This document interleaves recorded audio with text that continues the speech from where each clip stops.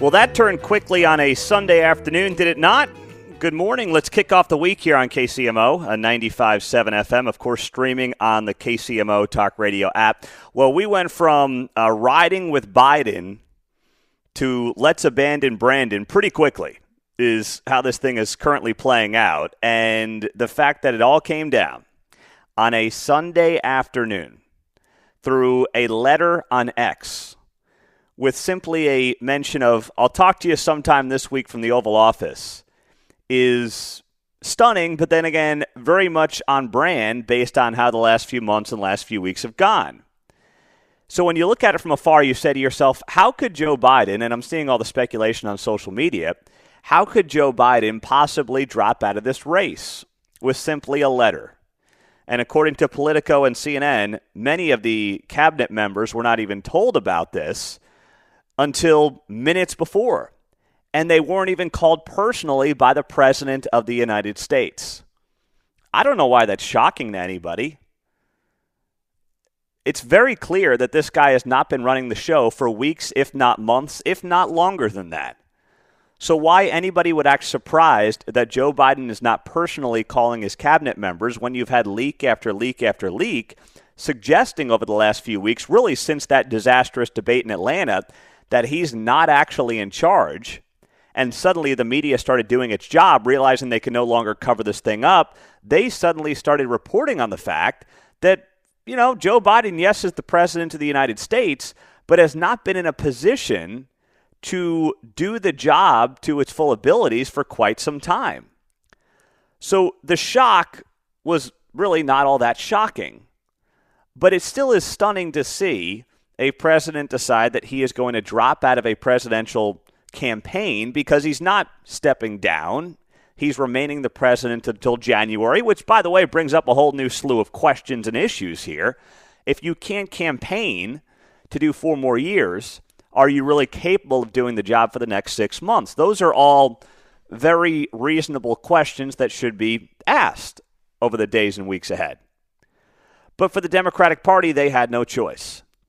And frankly, as much as we talked about Trump getting shot and wondering whether or not that would delay Joe Biden's decision, what it ultimately may have done is sealed the deal. If there was ever any hope that Joe Biden was going to survive this internal coup from the Democratic Party, it went up in flames the moment Trump was nearly killed. And the moment the Republican National Convention went off more or less perfectly for the party last week in Milwaukee. To me, that very well, the last week to 8 days may have been the icing on the cake for Joe Biden finally dropping out of this thing. Because I wasn't convinced he was going to do it. But as the polling continued to get worse, as the Republicans had themselves a very good week, there was no path. I mean, there were polls showing, and there are polls showing Joe Biden down 7 points in places like Wisconsin, 5 points in places like Michigan. I mean, there was literally becoming no path to victory for this guy.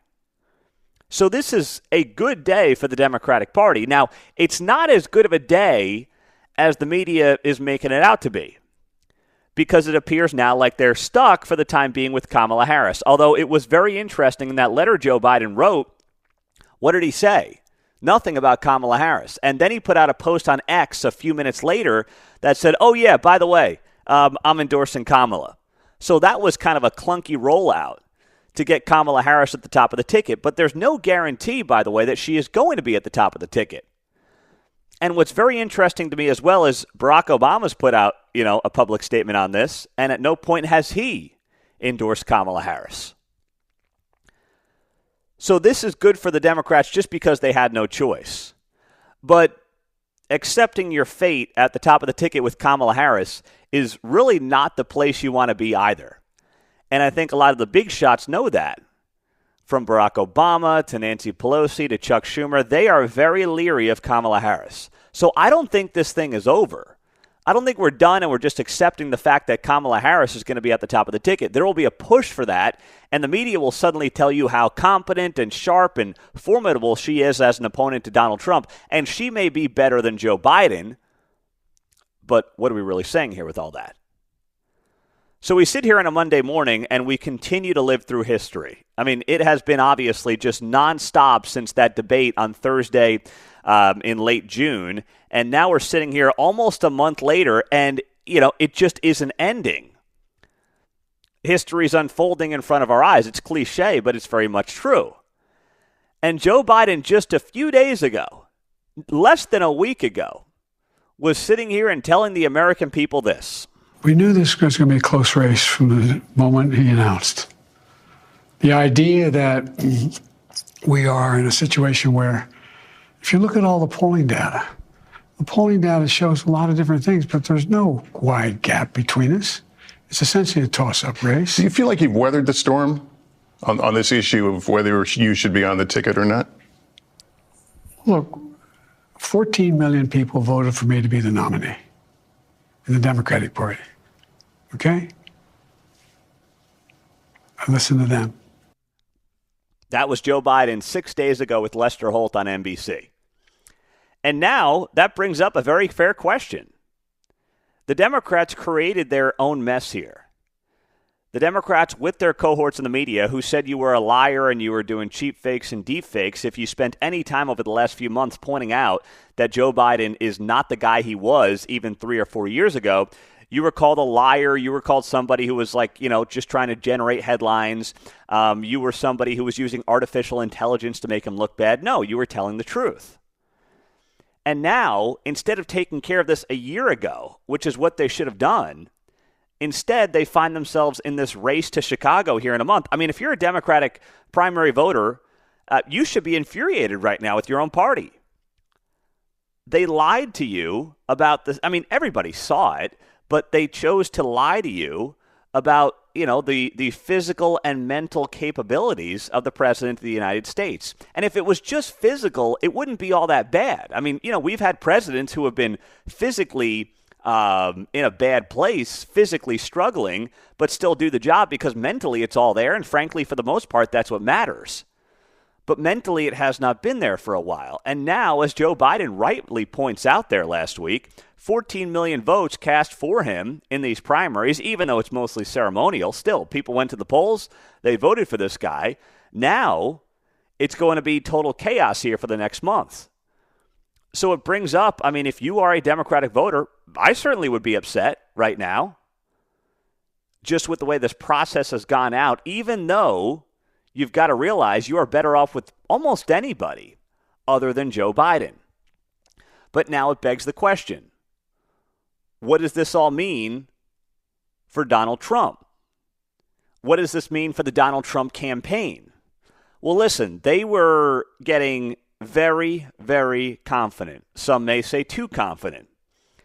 I had the chance to visit with Bill O'Reilly over the weekend. We've now gotten together for the past 5 summers in a row when I spent some time visiting family. And Bill did note to me, we got together on Saturday, and I will tell you more about it here later in the morning, but Bill did say he felt that the Trump campaign was getting way too confident in the last, certainly week, but really couple of weeks. And he said that's the worst thing they could possibly do, is get overconfident. It's bad for any campaign, bad for any job, bad for any career, whatever you want to call it. So this hopefully brings them back down to earth a little bit. Well, this is an excellent point on the text line, 913-408-7957. Pete, I think Hulk Hogan scared Joe Biden out of the presidential race when he was ripping his shirt off Thursday night at the RNC. That might have done it. It might have been the Hulkster just scaring Joe Biden into oblivion, out of the race as he ripped his shirt off. And I saw a pretty good meme on that, by the way, over the weekend. It was like, your spouse telling you not to talk politics at the next family event, and then it's like 3 beers later, and you're Hulk Hogan ripping your shirt off, screaming about politics with your Trump Vance shirt on underneath. Yeah, the shirt you actually wear to the family gathering. Oh, my goodness. What a few days it's been here on KCMO 95.7 FM. So what I wanted to know is what, if anything, Sharice Davids and some of the local Democrats in the Kansas City area were going to say after Joe Biden dropped out of the race yesterday. Well, let's start with Sharice Davids, since she's a member of Congress, right? And she's been pretty quiet for the most part about this whole thing over the last month or so. Sharice Davids yesterday afternoon reacting with this statement here. Of course, the congresswoman in the 3rd Congressional District here in Kansas. President Biden has dedicated his life to serving our country, and his time as our president has restored decency to the highest office. By stepping aside from the presidential race today, he has once again put the future of our country first, writes Sharice Davids. Now is the time for a new generation of leadership capable of defeating Donald Trump and fighting back against the growing extremism in our nation. Kansas families remain my top priority, and I am committed to doing everything in my power to deliver for them this November and beyond. Okay, well, first off, obviously, not that there was ever a doubt, but Sharice Davids is clearly running again, not going anywhere. We all knew that to be the case. But this notion that Kamala Harris is the person who is going to be fighting extremism in our nation, the person who, let's not forget, was raising money to bail out people who broke the law in the summer of love in the summer of 2020 out of jail. She was posting on then Twitter, now X, links to help people get out of jail after they had allegedly broken the law that summer on behalf of George Floyd. Let's not forget, that was Kamala Harris. Kamala Harris also much cozier with the anti-Semitic wing of her own party. I don't hear Sharice Davids tweeting or posting on X about that. In fact, Kamala Harris is much more progressive than Joe Biden is, inherently. Joe Biden just kind of goes with the wind, right? He just goes with the flow of wherever the party's at that point in time. Joe Biden is just a political creature. I don't know what Joe Biden's actual principles and values are. He just kind of did whatever he had to do for the last 50 years to kind of stay cozy within the confines of the Democratic Party. But inherently, you know, one of the reasons Joe got elected back in 2020 is because he was perceived as much more moderate than he ended up governing as. But once again, he got into the White House, and because the party had shifted left, he basically shifted left with it. But it's not who he campaigned as 4 years ago. The notion that Kamala Harris is the person to fight back against extremism in our nation as if she's some kind of moderate candidate, anybody selling you on that is selling you a bill of goods. That's just not who Kamala Harris is. That's never who she's been. So Sharice Davids right there is not shooting it straight with her own constituents in the 3rd Congressional District. Now, I understand she doesn't want Donald Trump to be president. She's entitled to that opinion. But you can't say that Kamala is the person who's going to fight back against extremism in the nation. I mean, she's the antithesis of that. In fact, don't forget, she's the one who basically famously blamed Joe Biden for segregated busing in America when they were going against each other early in the 2020 presidential race in the primaries. So she will say whatever she feels she needs to say. Now, she's not the first or last politician to do that, but, I mean, she is not the come-together, kumbaya unifier that Sharice Davids has portrayed her to be in this post. That's simply not who Kamala Harris has ever been. So that was her. And by the way, I will say this. I believe Sharice Davids, for her sake, now, I'm not suggesting she's in trouble. She won her last election by double digits in this district against Amanda Atkins in the 2022 midterms. However, I would say she would have been better off with Joe Biden at the top of the ticket in this district. Even Joe Biden in the state he's currently in, she is better off with Joe Biden at the top of the ticket than Kamala Harris. That's why she is trying to portray Kamala Harris as a middle-of-the-road politician. She is not. There will be plenty more that comes out about that in the weeks and months ahead. But that's why she's trying to portray her as that right out of the gates to 3rd District Kansans. Now, Quinton Lucas, He put this up yesterday afternoon. He shared Joe Biden's letter to the American people that he was not going to run for re-election. And the mayor of Kansas City shared the following sentiments. Quote, President Biden is one of the finest public servants in our nation's history. And he showed it again today. His presidency saw us rise from challenges of the pandemic era to rising health, safety, and prosperity for our country. I thank him for his work for the American people, writes Quinton Lucas. He adds, as a mayor and a convention delegate, I look forward to the Democratic Party presenting Americans with a clear choice for progress for all, particularly in areas too overlooked in middle America, over division and chaos. So he never came out and, and he has not come out on his social media and said anything that, Kamala Harris is his guy. He has not done that yet, although he did say here in a later post, I had the chance earlier this year to sit down with Vice President Harris. She was brilliant, experienced, personable, relatable, and cared deeply about issues confronting our families in America's towns and cities. I am excited for all to get to know her. That's what Quinton Lucas wrote yesterday afternoon about Kamala Harris. So he might still be angling for that job in the administration if Kamala Harris or whoever the nominee is on that side of the aisle ends up winning here in 2024. But clearly this is a bit of a blow because Quinton Lucas had a very cozy relationship with Joe Biden's people. That relationship, I'm sure, is less cozy with Kamala Harris's people just because he had worked hard to get on the inside of Joe Biden's inner circle. Kamala Harris, yes, may have a lot of Joe holdovers, but she's still going to have her own people. So for Quinton Lucas, and for those of you wondering, Quinton Lucas, as we've talked about, the rumors are, has been wanting to be HUD secretary if Joe Biden were to get reelected.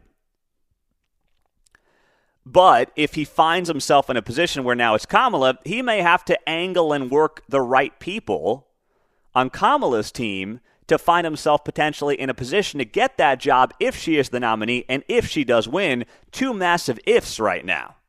So he's kind of back to square one. This was not good for him because for the last several weeks, Quinton Lucas was like, stop talking about this. Joe Biden's the guy. He's a great public servant. He should be our nominee, blah, blah, blah, blah, blah.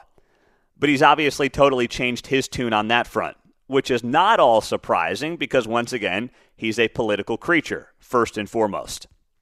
913-408-7957. That is the studio line and the text line on a Monday morning here on KCMO Talk Radio 95.7 FM and streaming on the KCMO Talk Radio app. You've got the local reaction here from our politicians. We're going to get more of your reaction coming up. 913-408-7957. Back-to-back historic Mondays here as this 2024 cycle has just been on fire for the better part of certainly a month or so. Charlie Gasparino from Fox Business will be here at 7:05 to get the Wall Street reaction, the market's reaction. He wrote a piece that dropped last night in the New York Post, how a Kamala Harris candidacy could wreak havoc on the stock market. Charlie Gasparino from the Fox Business Network at 7:05 on KCMO Talk Radio 95.7 FM. Well, we do have some reaction this morning from Donald Trump. He has just posted on his Truth Social account here in the last few minutes in the wake of what has been another just incredible 24-hour news cycle after Joe Biden dropped out of the presidential race yesterday afternoon in a letter that was posted on social media. Still, no one's seen the guy. Nobody's heard from the guy outside of this letter. The letter was written on a personal letterhead, not from the official White House, which, I don't know how concerning that is or what that means. Maybe they figure it should come from Joe Biden personally, since it's more about a re-election bid and not necessarily, an official act of the President of the United States. But either way, there are so many questions out there right now as to what kind of condition he's in. We know he's, battling COVID. We've barely seen him over the last few days. So there's a lot going on there. You wonder if the COVID played a role in all this. I certainly think that Trump getting shot, which only helped Trump in the polls, may have been the thing that forced Joe Biden to acknowledge reality. But maybe not. Maybe it was COVID in part. Maybe the COVID and the way he's handling COVID right now is also a realization for, I am just not the guy I used to be. Father Time is undefeated. But here's what Trump just posted on social media here. The Democrats pick a candidate, crooked Joe Biden. He loses the debate badly, then panics, makes mistake after mistake, is told he can't win, and decide they will pick another candidate, probably Harris. They stole the race from Biden, he writes, after he won it in the primaries. A first.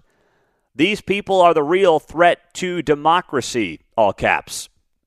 He then adds here in the last hour, it's a new day, and Joe Biden does not remember quitting the race yesterday. He is demanding his campaign schedule and arrange talks with President Xi of China and Putin of Russia concerning the possible start of World War III.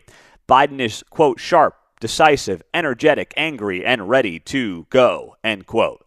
That from Donald Trump. Well, I will say so much for bringing the temperature down here, right? I mean, is that a fair point to make in the wake of all the commentary that's coming out?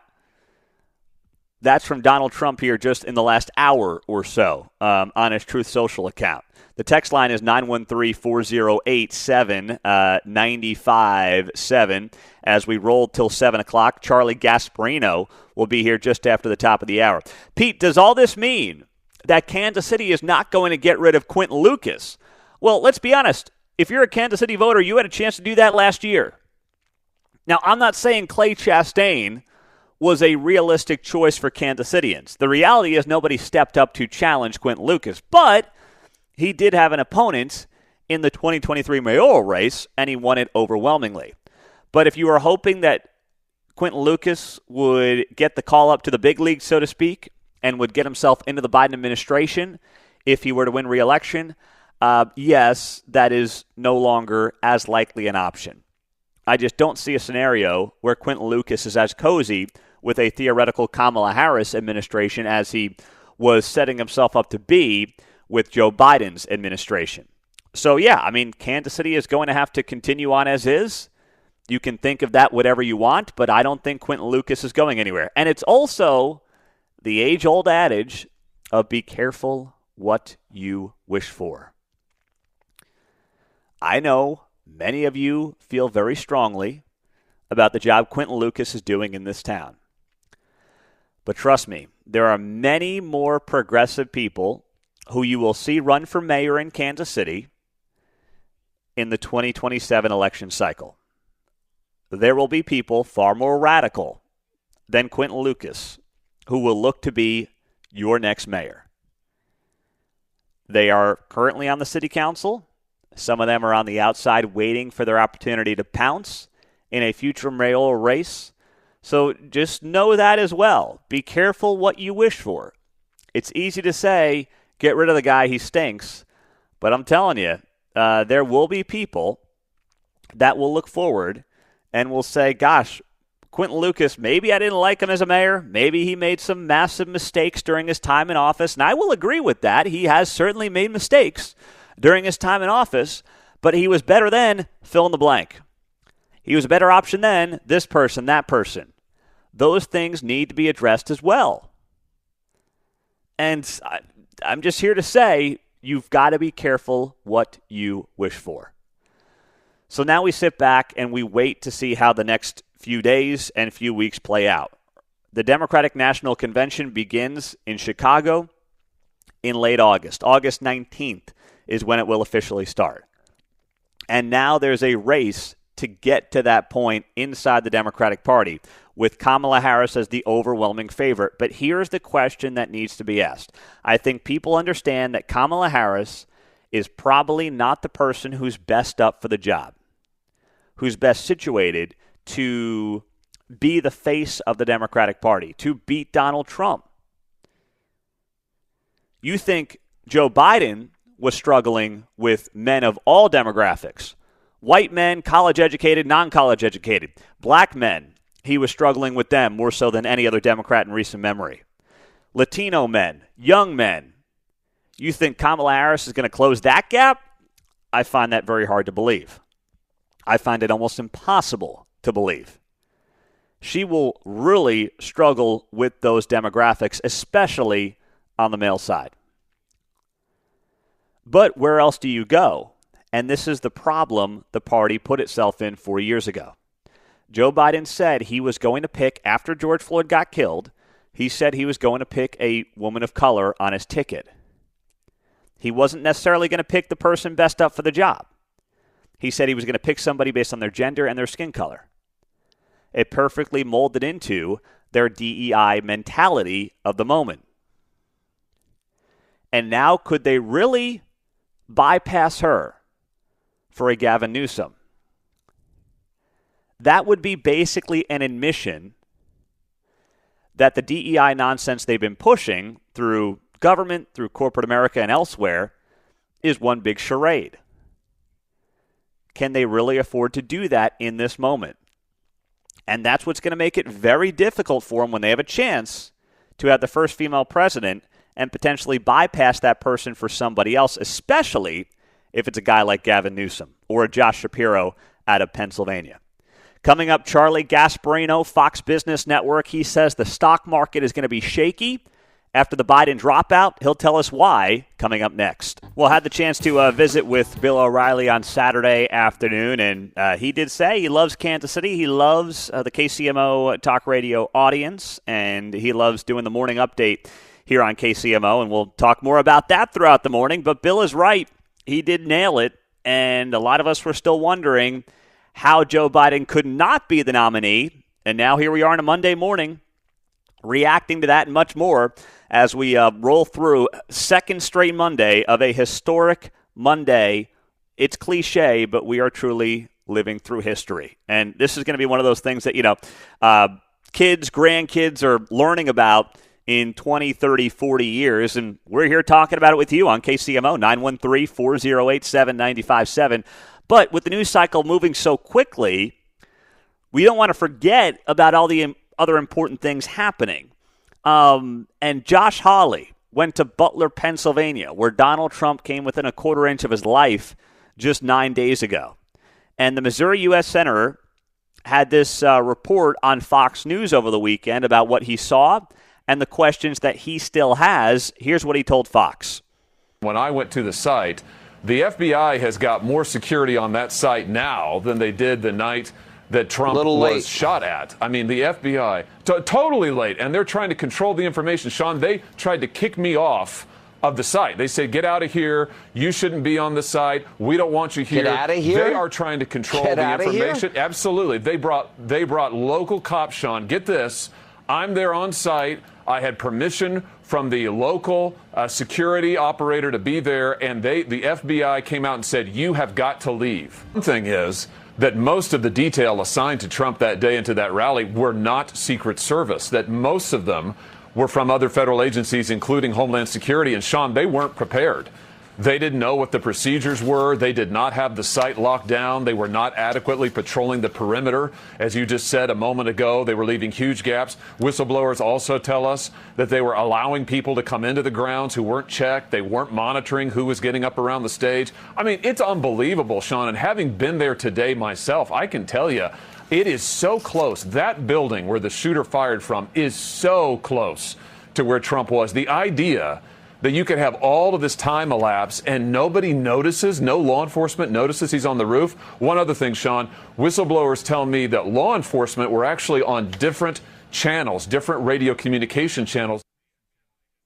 That was Josh Hawley over the weekend on Fox News, Missouri U.S. Senator, after traveling to Butler, Pennsylvania. And we're going to try to get the Missouri Senator on the show tomorrow morning to talk about this and more, because that is, first off, stunning that he's getting crap from the FBI for showing up and, trying to find out some information on behalf of not just the people of Missouri, but the American people on how a former president and the frontrunner to get back into the White House comes within a quarter inch of his life in what appears to be a complete meltdown and dereliction of duty by so many in law enforcement in Butler, Pennsylvania 9 days ago. And that comes on top of this report from the Washington Post over the weekend. Remember, this is from the Washington Post reporting over the weekend that the Secret Service leadership had denied repeated requests from Donald Trump's security detail for additional resources, specifically for more snipers. Here's what the Washington Post reported over the weekend. Quote, agents charged with protecting the former president requested more Secret Service agents to screen attendees at events and other large public gatherings that Donald Trump attended, as well as additional snipers and specialty teams at other outdoor events, said the people who spoke on the condition of anonymity to describe sensitive security discussions. The requests, which have not been previously reported, were sometimes denied by senior officials at the agency. That is the report from the Washington Post over the weekend. The Washington Post is not in business to be sympathetic to Donald Trump, his campaign, or frankly, any Republican for that matter. But once again, I'll give them credit where it's due. Good job on this reporting and getting it out there, if you're the Washington Post. It is amazing to me that there still has not been a single resignation in the wake of what happened in Butler, Pennsylvania 9 days ago. And now we're going to have more hearings on that this week. I hope they get to the bottom of it, and I hope they focus on the failures that day. Don't get into the DEI stuff. Don't worry about that right now, the hiring procedures. I'm not saying it doesn't matter, but right now there are questions about that day, the failures in the security that day. Focus on that. Worry about the other things down the road. Don't make this political theater. Get the answers the American people deserve. Man, what a Monday. It is great to have you here on KCMO Talk Radio. Some breaking news. The Secret Service chief is set to testify soon on the near assassination of Donald Trump. So as soon as that comes down, we'll carry some of it for you here on KCMO. In just over 10 minutes, Jose Aristimuño is a former leader of the Democratic Party on just like the party side, the administrative side, and I want to get his perspective on how that side of the aisle is feeling. So that is 15 minutes away here on KCMO Talk Radio, 95.7 FM. We are streaming, of course, on the KCMO Talk Radio app as we roll through the hour. And if we can carry some of that testimony from the Secret Service chief, we will do that here on KCMO. Some of you suggesting that Michelle Obama may not be the threat that I perceive her to be. Listen, if you think the media is in the bag now, just wait to see Michelle Obama as the candidate. Now, I don't think she's going to do it, to be very clear. I don't see any way she does it. She's got a great life, multiple homes, Hawaii, Chicago, Martha's Vineyard. I don't think Michelle Obama's like the go glad hand in Iowa, go glad hand in Wisconsin, Pennsylvania, Ohio. I don't see that being her, John. That's just not who Michelle Obama inherently is. I think Barack's that guy. I mean, Barack likes that stuff. But kind of like Hillary Clinton was not nearly as good at that as Bill Clinton was, I don't think Michelle really likes that stuff or wants to do it in the way her husband did. Well, I agree with your point there, but I also feel like she doesn't have to, right? Yeah, I mean, that's true. Quentin Lucas will sign up and get out there and go to Poughkeepsie, right? Yeah, yeah. Right, Big Daddy O, he'll go around shaking hands just like you said. So I think it's like a figurehead thing, and it's almost, we get into the celebrity thing more like Taylor Swift. Like, boy, she checks off so many boxes, some people are going to be tripping over themselves to signal their virtue. Well, that's a great point. She may not have to do a lot. If Barack's happy to, go play president on the campaign trail again, he can gladly do it. And it's just a personality difference. It's like some people like that stuff, some people don't. Some people are good at it, some people aren't as good at it. You just have to be more popular than who you're running against, right? Yes. That's the deal. Yeah. And you think about it, too, like with spouses. Usually spouses balance each other out, right? Like you have one person's more the extrovert, one person's more the introvert. And Bill Clinton, I mean, you talk to anybody who's been in a room with Bill Clinton. He's amazing at work in a room. Barack Obama, great at work in a room. Donald Trump, people will tell you, is incredibly personable when you deal with him one-on-one. Usually you're not going to have an extrovert married to an extrovert. So it makes sense that the spouses that these individuals have are not going to be as much like that. It's not a knock on him. It's just kind of how things usually balance out in life. 913-408-7957. Kansas City is where Steven's hanging out. Steven, go ahead. You're on KCMO. Pete, I can solve all of these problems. I hereby nominate Quentin Lucas for Vice President of the United States. I hereby nominate. We can kill two birds. Oh, no, well, that's a bad choice. We can get rid of two problems with one stone here. Listen, I think you're making some great points. We have to get the mentality of Harris is now the mainstream. We laugh at Mayor Lucas. You know, he's for reparations. He's going to bring immigrants, you know, into work in Kansas City before we shut them down to court. But these two, Harris and Lucas, are the mainstream of the Democratic Party right now. They're I was watching CNN and the back channels and MSNBC last night. They're talking about nominating this astronaut from Arizona that they know. See, Democrats are usually pretty dumb and not self-aware, but they're talking about nominating Mark Kelly, this astronaut and jet fighter pilot. We've got to keep our eye on the prize here. Yes. They're going to try and camouflage it like, oh, we're not really crazy liberals. Look at that. Look at Mark Kelly and Gabby Gifford. So it's very. We can't get overconfident. We can't say, oh, this is in the bag. Kamala Harris is a California wine mom. She's loopy. She is dead serious about winning. I mean, this could happen. And she's inherently, Stephen, thank you, man. I appreciate it. She's inherently much more progressive at her core than Joe Biden is. Joe Biden just, for 50 years, went wherever the Democratic Party was. Joe Biden just wanted to be in the club. Kamala Harris is a true progressive Democrat. And that's why, yes, if she can mask some of that with a Mark Kelly, Democratic U.S. Senator from Arizona, who is truly a moderate, who is actually somebody who, you know, was a veteran, yes, was an astronaut, and, you know, certainly has more moderate appeal, that would be a great way to mask what the administration is actually going to do. Now, would a guy like Mark Kelly join the ticket? Probably. If you can be a heartbeat away from the presidency, I don't care if the person at the top of the ticket sees the world exactly like you do. 99.9% of people don't say no. If you can be a heartbeat away from being the most powerful person on the planet, you typically don't say no. And, you know, that's why now the one thing I disagree with Stephen on is Democrats are usually dumb on this stuff. I actually think they're usually very smart on some of these things. The mistake they made, though, and the mistake Joe Biden made, is picking somebody as his running mate who was even very unpopular in 2019 and 2020 with her own party. I mean, she didn't make it to Iowa, the first primary of the 2020 presidential election, because she was polling so poorly.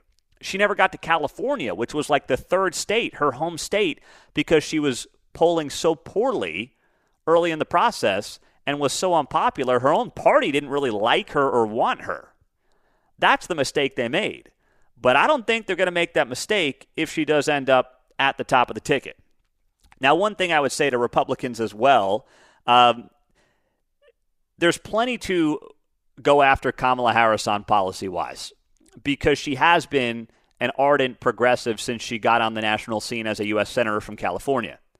What I would not do is go down the silly route. What is the silly route? Well, I would not resurface this clip I saw resurfacing over the last 12 hours or so about how Kamala Harris is against plastic straws. Let's roll the tape. Leaders have to lead, and plastic we can straws adapt. are a big thing right now. Yeah. Do you ban plastic straws? I think we should. Yes. I mean, look, I'm going to be honest. It's really difficult to drink out of a paper straw when if you don't gulp it down immediately, it starts to bend. Yes. And then, you know, the little thing catches it. And then, you know, so we got to kind of perfect that one a little bit more. So you'd ban it, but rely on innovation. I mean, we got it. Yeah. Innovation is a process, right? You don't just do it. Innovation is a process, but you know, let's encourage innovation, and you know, I think we could do a little bit better than some of those flimsy plastic straws. But we do need to ban the plastic. All right, we're gonna. Okay, all right. You know, it's funny. The little thing catches. I keep thinking about that line from Kamala Harris there. The little thing catches. That has a lot of meaning to it, you know. But either way, it's like, it's dumb. And trust me, as somebody who hates paper straws and thinks Kamala Harris is far too progressive to run the country, I don't think this is the play.